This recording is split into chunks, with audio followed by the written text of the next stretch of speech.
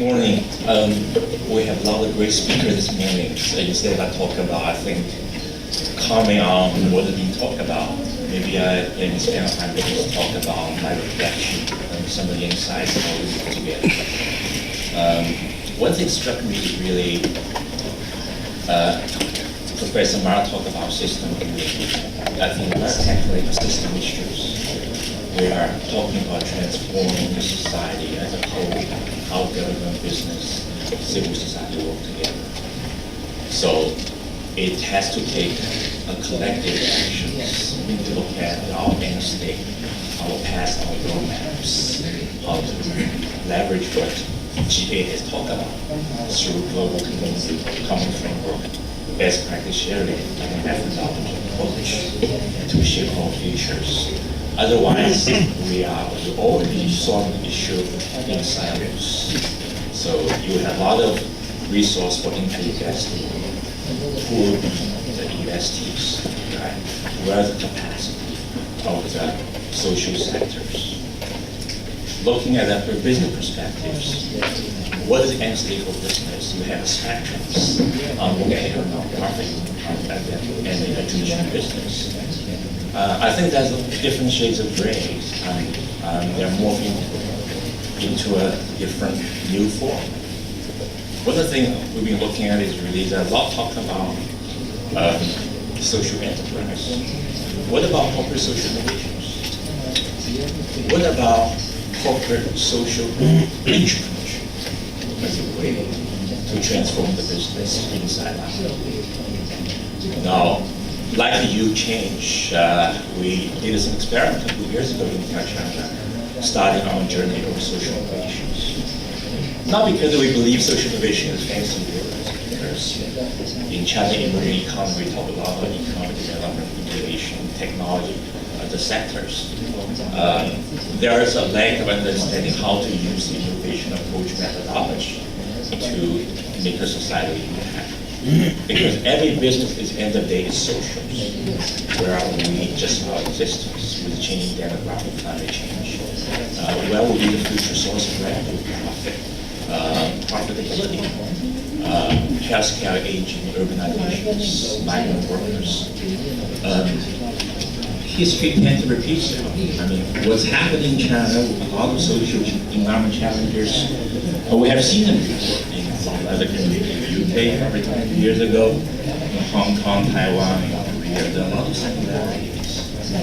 How we leverage this experience into a local context, I think that's really important. So I know I'm running out of time, so I have more questions than answers, but really inspired by great speakers. I think the key is really how we look at our institutions, infrastructures, how we revamp institution infrastructures. The most important part in China which was loud and clear yesterday by the leading speaker, the urban governance. One of the things we've been looking at in China in particular is really, yes, we are looking at really through our social innovation experiment last couple of years. Given a lot of innovation in the future will be happening where? In cities. City is the hub of innovation. And when you see a lot of business have never been interested in CSR because the reason being that they treat CSR as philanthropy, right? It's not the mainstream. Right? Despite CS3, a lot of companies try to look at it really helps in reputation perspective. That really China is really striking. I think there's opportunity how we really look at it to bring CS3 into the mainstream. It's really the driver of an invisible business. So there was a couple of years ago we thought, well, since a lot of innovation will be happening in cities, since a lot of innovation, an issue challenge will be happening in cities. A lot of things we are very much interested in smart cities. I heard a couple of years ago, China's government was talking about urbanization. 70–80% of the next 10 years GDP growth will stem from where smart cities. can we bring all these pieces together? Can we use social innovation as a way through open participatory grassroots engagements to recreate, reconstitute, reconfigure the institutions, the infrastructures as a way moving forward? Now, I threw out the idea because I was chairing the Shanghai CA subcommittee for quite a few years. I floated the idea with a business leader. So,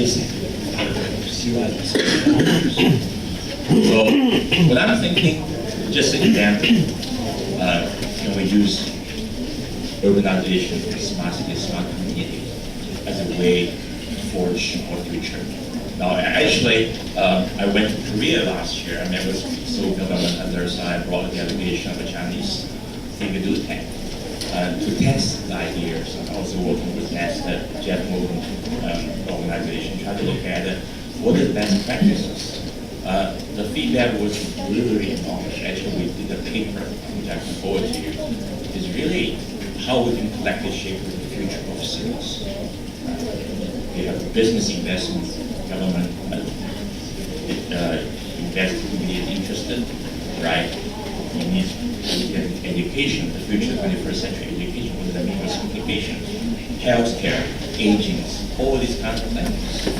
So maybe that's one way we can look at issues. I'm sure there are different ways we can, but again, just food for thoughts. Thank you so much for giving me the time.